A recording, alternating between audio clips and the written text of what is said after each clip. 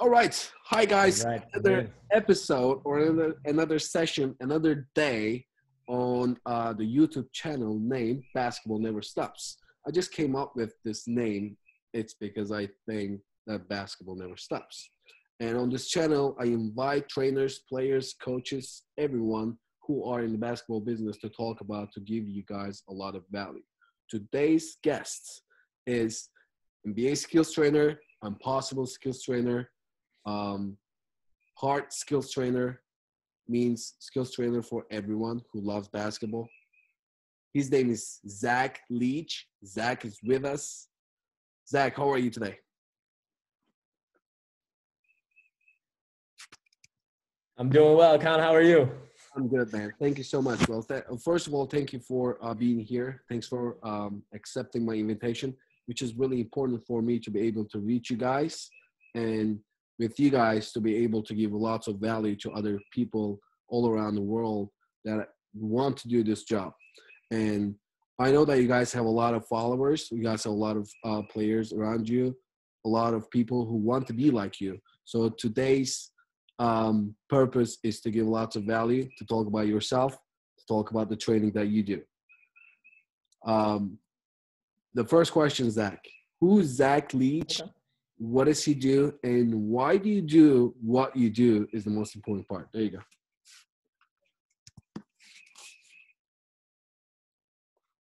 go. Well, thank you for having me. This is gonna be a fun Q&A. Oh, yeah. I love these. So first one, who is Zach Leach?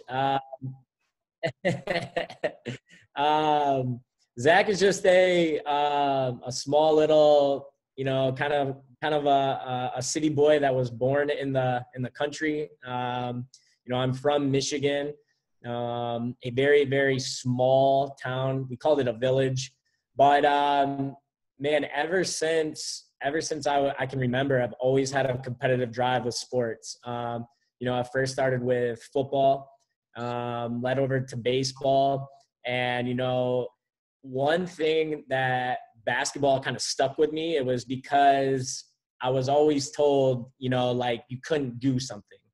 And what I mean by that is like football, if you look at a football, just a roster, a team, it's 11 people on the field.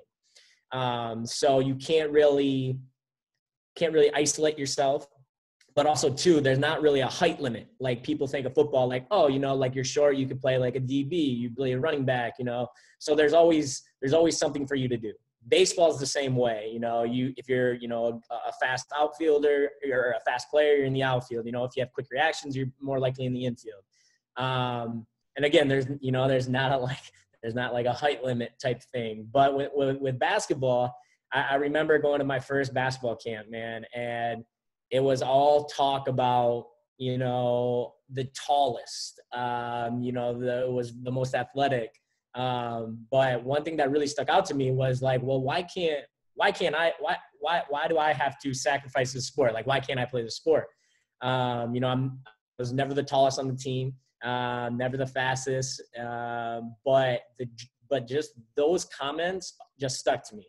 And that's what made me kind of just keep pursuing basketball. I dropped football my freshman year because I just wanted to play basketball, dropped baseball my freshman year, because I just really had a niche of proving it, to everyone that, it's not, you don't have to be the tallest. You don't have to be the most athletic. But my town was, it was good. It was very supportive, and yeah, man, it was a fun, looking back on it, it was a fun journey. And it still is, I mean, even in the social media world, like, if I'm training a 6'8" guy, and I'm 5'6", people are looking at it with kind of raised eyebrows. But I think it's fun, man, because it's not about the tallest, it's not about being most athletic. It's just, are you equipped enough with the IQ? Are you smart with your workouts? Can you have details of what you're actually doing to improve the player? And it's just, I don't know, it's just been fun. But that's a little background on me. That's why basketball stuck with me. and it continues to still stick because, it just those, I guess you can call them negative, but I look at them as positive. Those positive sayings, that just keep me motivated, keep me going. But yeah, I have family back home in Michigan. I moved to New Jersey about 3 years ago. With On Possible training. I've just loved it out here. It is hard being away from the family, but, I think the goal out here, I've created a lot of relationships, people that I can kind of go to as my New Jersey family, and just, keep inspiring and keep helping out players, with dreams. But yeah, man, that's, I'm rambling off, but, that's a little bit about me, man. Where I kind of came from. So That's pretty cool, Zach. I mean, I love the idea of that going negative, which is, I don't want to say negative, just going against what they told you and what you can do, or what you cannot do. And you chose basketball. You've chosen basketball is one of the inspirational of ever. We're going to be talking about Impossible. We're going to be talking about your training business. Did you play the game, like high school or college level?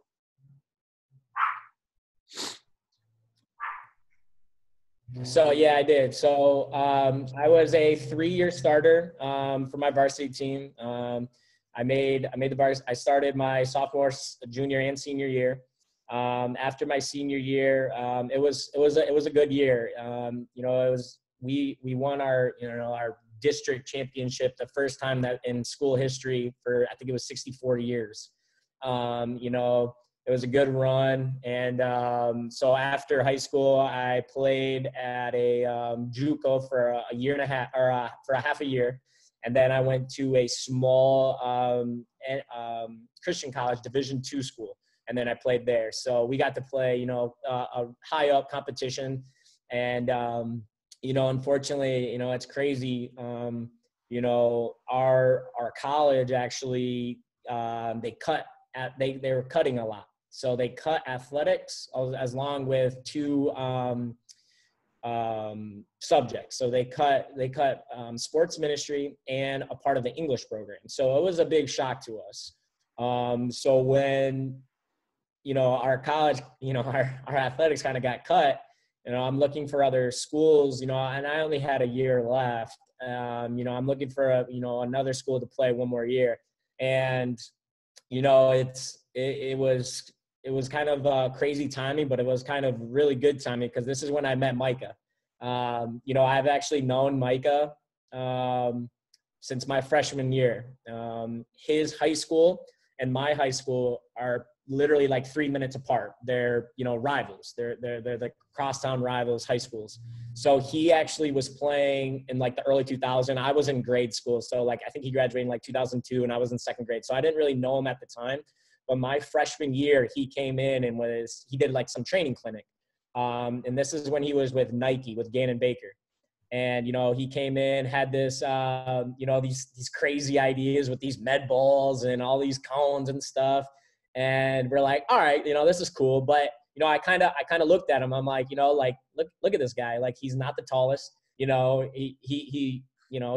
very smart and intelligent of how he's talking. He knows what you're kind of, what he's going to put you through. And, he's looking at you as your weaknesses, and it was funny because Impossible wasn't around yet. And he gave the top camper a DVD. And, I was like, that was my goal. I was like, I'm going to be the top camper. This guy works for Nike. If I can catch this guy's eye, I can catch anyone's eye. So I actually won, MVP, I guess you could call it, of the clinic or whatever, but I got the DVD and that's all I did was the DVD. So, that was a cool story. So I actually met Micah in 9th grade in 2009. And I think like a couple months after that, he started On Possible. So when I was done playing in college, he actually moved back from North Carolina to Michigan. And I somehow found it and I went right to him. And I was like, dude, what are you doing? And I want to do what you do. So that's kind of how it all started. You know, I sacrificed a lot. You know, the job that I was, you know, I had, I didn't go to it because Micah had a training, you know, like at 9 a.m., 9 to 10. So I'd skip out on my job, go learn, write down as much notes as possible, take videos. And yeah, man, it just kind of stuck. You know, the more I was around him, you know, and Josh Dudley, Mertzy, you know, it was fun. I was asking questions, you know, and I mean, you had the guy right there in your backyard, so why not, you know, go at any time. I love.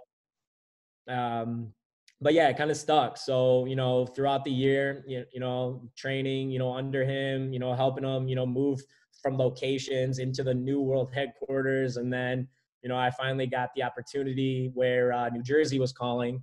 You know, they were starting up a gym. They wanted to partner with us. And somehow the guy found me and he liked me. It was a tough decision to leave, but I looked at it as a win-win.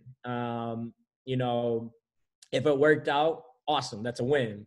But if it didn't work out, you know what? I just come right back here. And one thing that really, you know, kind of like pushed me to go was I knew Bryce was out here. And so it's kind of like a small world, a crazy story, but Bryce, Micah, and me, our colleges were in the same conference, but we played through different years. So obviously, Micah was first, Bryce, and then it was me. But Bryce and I were actually, I was a freshman, he was a senior. So we never got the chance to play against each other, but it was just cool because we kind of knew the same people, we're around the same area. So I was like, you know, Bryce is out here, I can feel comfortable. You know, I've learned, you know, quite a bit from Micah. And, you know, I know Bryce is out here and, you know, it's fun picking other people's brains. So when you know, I talk to my parents a lot and they're like, just do it, man. Like, you know, you only live once, just go and explore and do it. So that was the one key thing that kind of like made me go. You know, I knew I could have like another, you know, a superior out here that I could look up to, you know, and still learn from. So that was like the one main point that made me move out here, and you know it stuck. You know, I you know, everybody that I've met out here is so nice.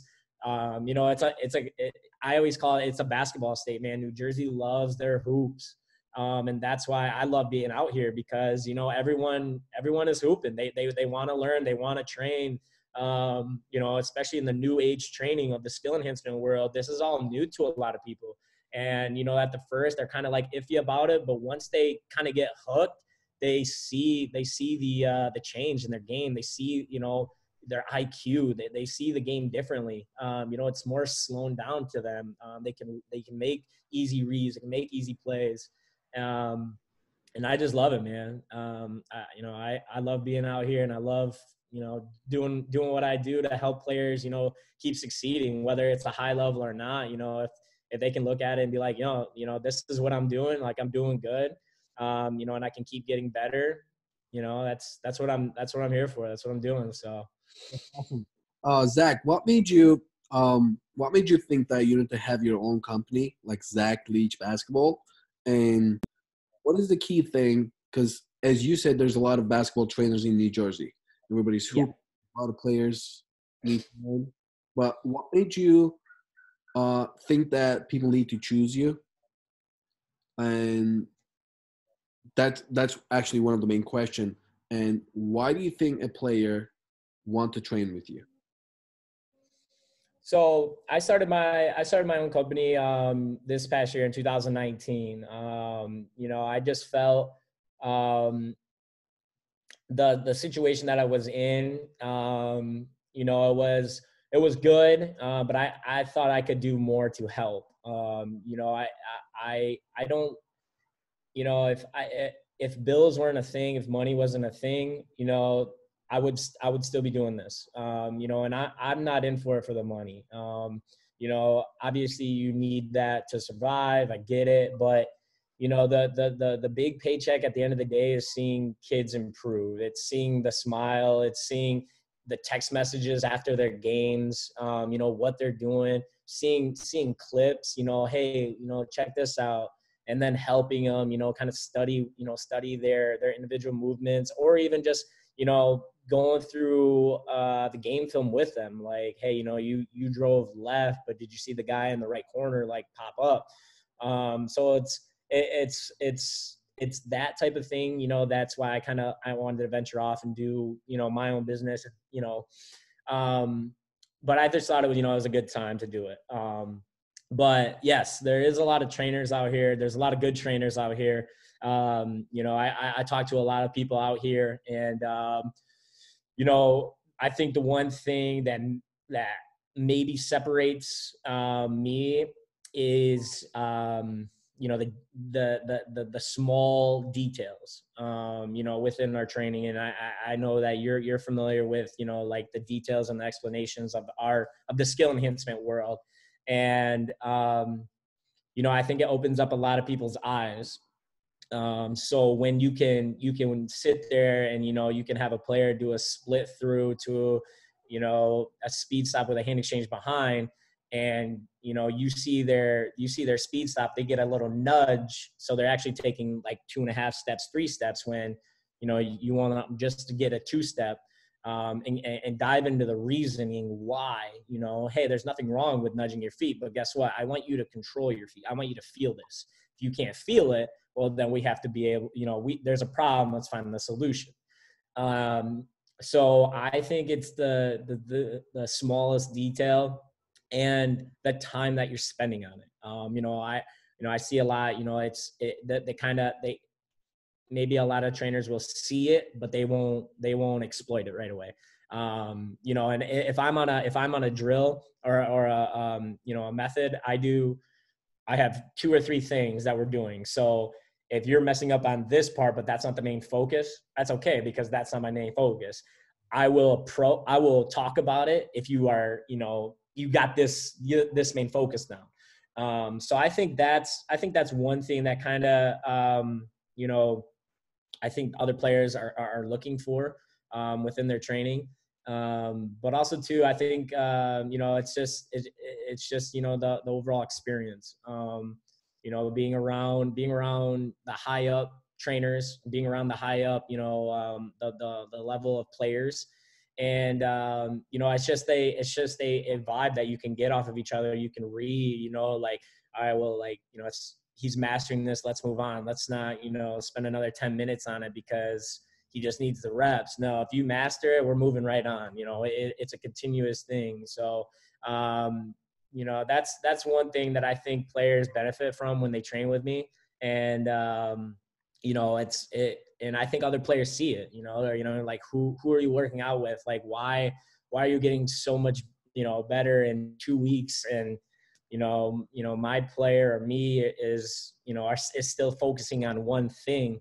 And that's kind of like the model that we still go by, is every day is a new chance to obtain a skill and an ability. So we're not going to spend a week on, doing heavy steps. We're going to spend one day on it, and guess we may never touch heavy steps again, because there's so many skills and abilities within the game of basketball that,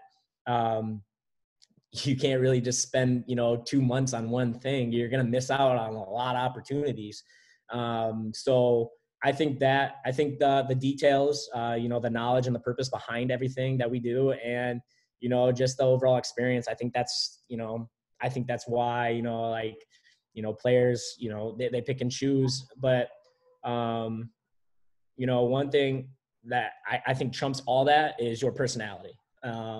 If you can get along with a player loves to be around you, and you can kind of like, ask multiple questions within your training. You build a connection, you build a relationship with that player that they can come to you at any time.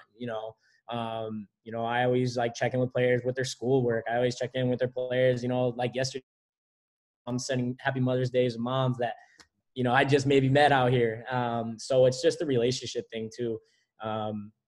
You build that relationship, and, it's gold from there. So I think what that's what.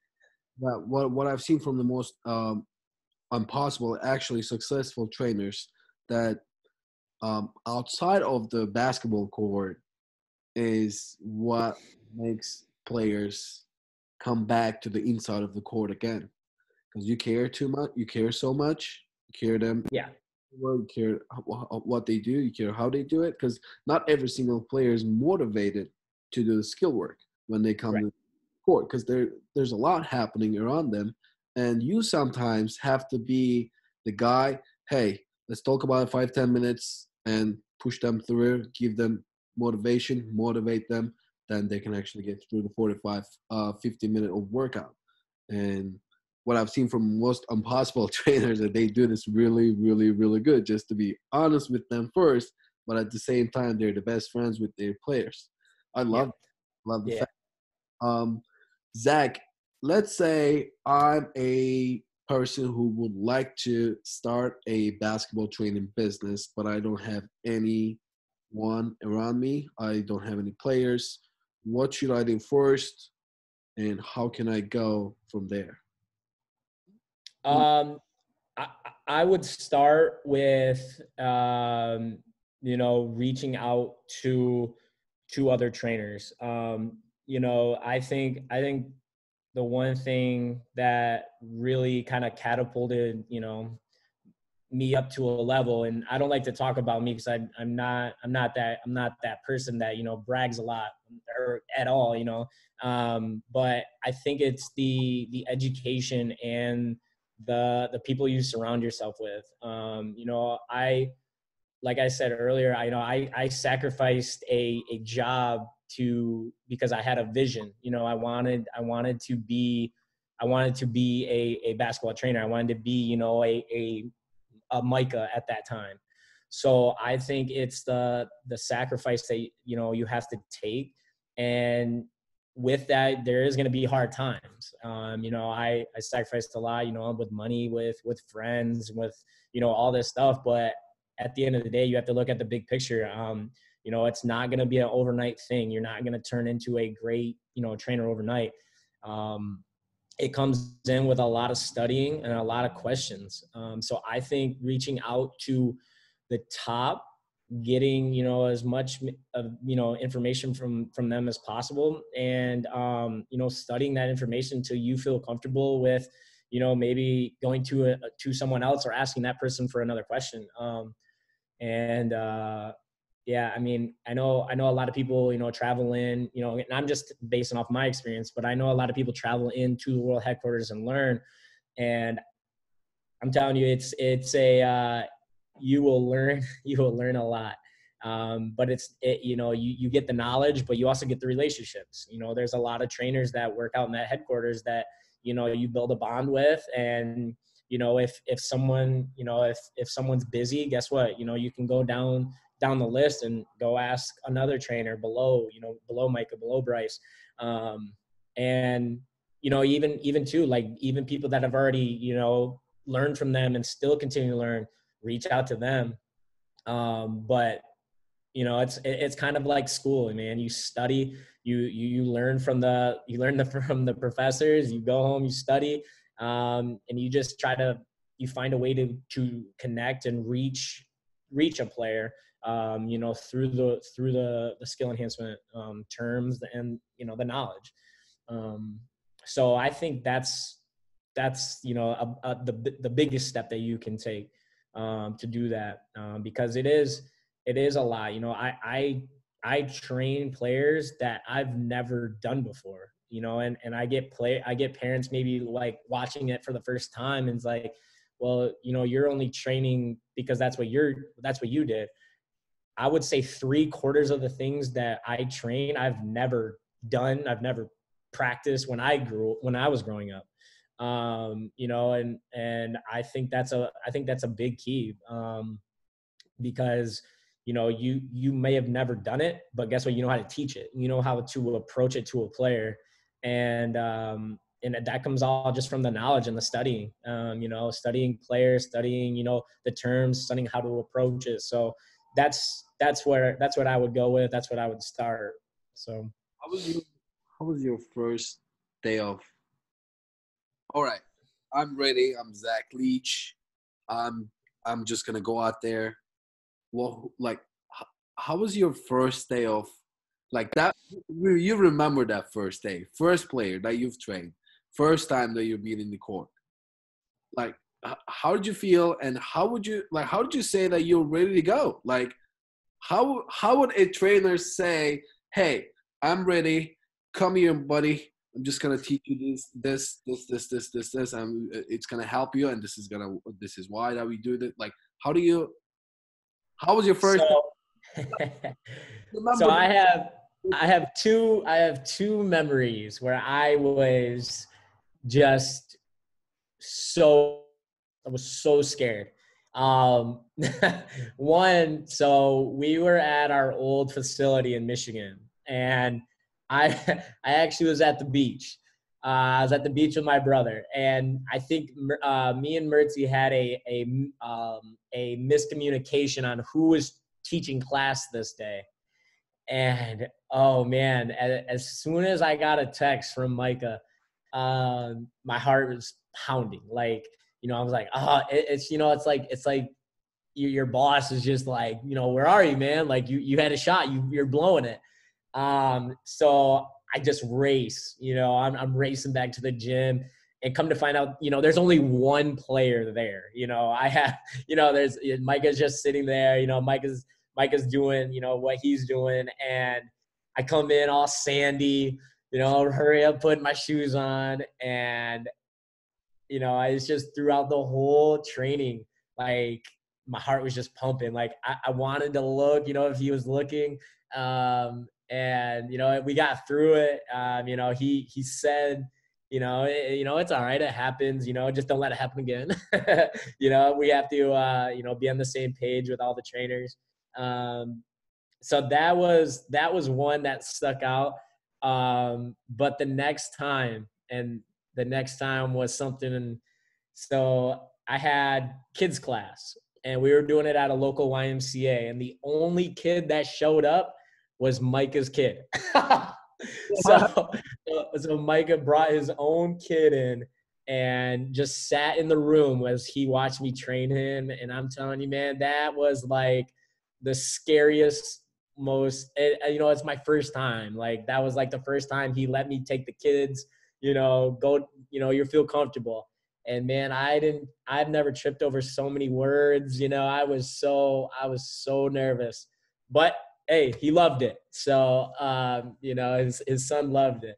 But after that, it takes a lot. It takes a lot of practice. But the people that I was surrounded with, back there, they gave you the confidence. And like I was saying, like the more that you can study it, the more that you feel comfortable, speaking to players and to parents, because parents are going to have multiple questions. They're always going to have, concerns, because they didn't grow up training like this, and why are you doing this? And you just gotta you gotta get a be up front with them. And this is our curriculum. This is what we're gonna do. It's a patience thing. I always go back to, like when people lift, they're not going to get stronger that day. They want six packs, abs. They're not going to find it in a week. Same thing with basketball training. Like, yeah, we want you to be the most skilled, have the most abilities, all around player. But guess what? It's not going to happen in a week. Your first week, your first 2 weeks, maybe your month, you are going to feel horrible at basketball. Like you are not going to want to touch a basketball after you train. But there's a process to it. And I think I felt comfortable enough where, as soon as I got people, like Micah or Bryce or, Josh Mertzi watching, I felt like I could do it. So I got my first client in Michigan, and, it just took off. Every time, you give yourself a little pep talk, and you just kind of get into a zone. Like I always it's crazy when I train, I feel like I'm not even like there. Like I'm so in the zone. And then right after the session, I kind of like snap back to reality, and I'm like, I don't even know what I just did. Like what just happened? Like like it's so draining, but it's so fun because you're so wrapped up in, you know, what's going on in front of you. So I think that was the turning point, you know, when you get eyes just beaming at you, training, you know, from the head guy, that gives you a lot of confidence. um, like I'm Turkish and my mother language is Turkish, and I'm one of the impossible trainers, newer ones. Like at least you're speaking English. Yeah. Terminology is based on English. Me, I'm trying to do the terminology here for the American players, and then I'm trying to translate that into Turkish to actually make sense for the Turkish players. Yeah. So there's a lot of words like through, for example, drag, pivot, like those words are not exist in Turkish basketball. Oh, Yes, but like when you say through, he was like, "What, man?" Because it's mind blowing. I'm just trying to agree with you, especially yeah. when it's not that you're teaching how to pound the ball. It's you call it straight pound, or turn pound, or float the ball. You're not saying, "Hey, wait the ball to stay in your hand." Maybe that might be the explanation. But you say float the ball the second day, and the player understands. Yeah. And I agree with the practical part. The more you do it, the more you get the confidence. And I feel like you're one of the luckiest one because they were watching you. Yeah. And if nobody's watching you, you don't even know if you're doing the right or the wrong thing. But I love that, man. The memory of you racing from the sand. I was just picturing you racing from the sand to the gym with your bare hand and stuff. I think it's pretty fun. Yeah, man. So 2010 to 2020, have you been training for 10 years? So I actually, Yeah. I've been training. I actually graduated high school in 2012. So that was my senior year. And I stopped playing college in 2015. So like 2015, 2016, like that summer transition, that's where I started training. But like not just training, just learning how to be a trainer. You know, like I said, like in 2009 when I won that DVD from Micah, like I did just the video workouts. You know, I would go on YouTube and, you know, I'm like, who's the best player? Kobe Bryant.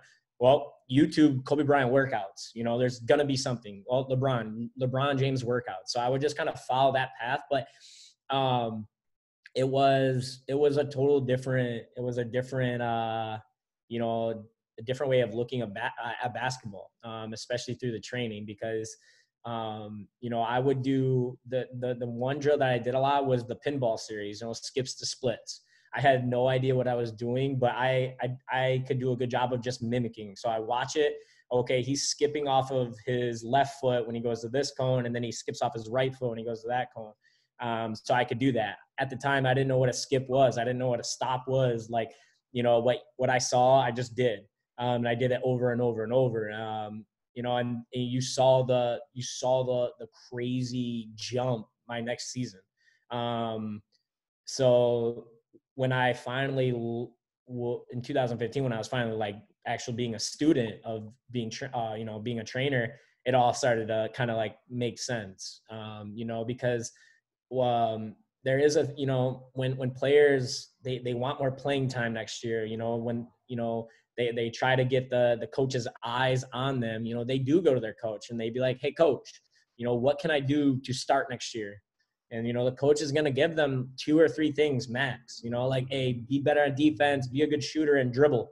That's not really detailed. So, you know, that's why I love like our way of doing it, because, you know, we're not going to stick to those 3 things. Like, you're missing out on so much if you just stick to 3 things. You know, yeah, you're going to be good at it. You're going to be mastering it, but, you know, that's the only thing you're going to be good at. Like, work on your athleticism, work on, you know, the mental part of the game. You know, find things that you can't do with the basketball and just do it, you know, work for that. So Yeah, that was it was about 2015 where I started learning, but from 10 to 15, I was just trying to kind of just train on my own. Like all I had was the DVD and YouTube at the time. So, but I wish it was like it was now. Like these players have a lot of content that they can get to and a lot of breakdowns. There's very, very good trainers out there that will break down workouts for you right in front of you, like, right on your phone. You don't, especially during this time, you don't need to see a trainer because you have everything right there. Um, so I love, where the training is going nowadays. And I love, like, social media is blown up. So, but yeah, that's where it kind of all started. Have you? It's gonna be my last question, and I'm Yep. gonna. Um, have you ever been in Europe, or would you consider to go to Europe to do footwork or ball handling clinics, or shooting clinics, or impossible clinics, or your Zach Leach basketball clinics? So I've been to actual Israel. I've been to Israel twice, and it was both times were in 2019. So I actually was there for this past Christmas, and I went in June of last year. That was a fun one. I went to it. I went to Israel. My day that I was leaving, my wisdom teeth kicked in. I got super sick, got so swollen. And then I flew back, and then I had to train Carl Towns from the Timberwolves. Um, he texted me and goes, "Hey, are you back home?" And I'm like, "Yep." Like, I could train. My Oh, face is swollen. Like, I feel horrible. But yeah, so that was fun. But yeah, no, I would love to. I love to travel. That was fun. I would love to take a trip to Europe. I know a couple guys actually from Turkey, that I talk to now here and there. But yeah, man, I would love to do all that stuff. I'm a big believer in, like, reaching out to as many people as possible. And again, you're not going to catch a lot of people's attention, but if you can catch that one person, two person, and make a difference in their life, like, that's the goal right there. So yeah, I would definitely love to do that. because there's a huge Zach. The basketball that I've grew up with, there's a huge, humongous difference between Euro basketball and American basketball. Um, there's so many individual work over here. Like you might see a player making 80 points, 75 points, 65. That's how they get known for it. But in like Europe, if you do 65, 7 points, yes, you might win the game, but coach is gonna yell at you in the Yeah. waiting. That's what happens in Turkey. There's a lot of team work happening. That's why. But now it's like by 2020, everybody wants to be that individual player, and like skills training has been really improving in Europe too. And I've seen a couple trainers that I know from Impossible. Even Micah and Bryce and Josh too. They went to Turkey Yeah. a couple sessions, which I love that. I'd love seeing them in Turkey too. But I hope to see in Turkey too one day, or one of the Europe countries, uh, Yeah. especially in Spain, in France. Basketball's huge over there too. Um, to get people to get used to the terminology and what we do and why we do. Mm-hmm. That's awesome. Zach, is there anything that you would like to add to our Q&A? Um, Anything I'd like to add? I mean, I just, I mean, every day waking up and, trying to find someone to, kind of ignite, because, that's how I kind of started, I think that's a big one. Wake up with a purpose and, just have fun doing it. Have fun with the process. So The there game. you go. Game. You gotta love that thing. This is the only thing that I can do right now, Zach. Just lay my foot, which I should do. Those who don't know what happened, I got the surgery on Monday, which is 7 days ago. Mhm. I have to lay down my leg. What? Hey, but that doesn't stop that upper body. There's a lot of things you can do with that upper body. There you go. And then, like, you know, try to do something. And Yeah. Well, and that's where the creativity comes in, man. Like having a good imagination and just be creative with, with your hands, with your upper body. You know, that was one thing I actually, love going to gym class because, our gym teacher was so kind of upfront. He was like, guess what? If it's raining, run faster to the door. If you have a broken wrist, guess what? You have another wrist that you can, do stuff with. So the creative part, that's where you can, really, really shine. Zach, Zach, thank you so much for joining with me today. If I said something not understandably English, I'm so sorry. I've been speaking Turkish for almost 3 weeks every single day, a lot, because my mom and dad are here. Okay. No, you were great, man. I understood everything. It was awesome. I appreciate it, man.